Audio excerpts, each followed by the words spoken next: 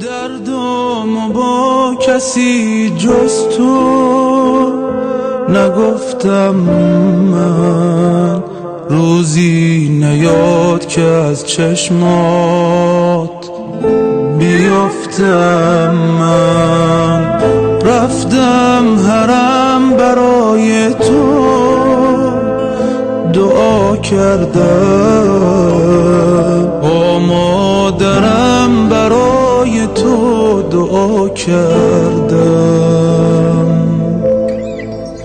از پای پنجره فولاد صدات کردم، توی رواق گوهر شاد صدات کردم.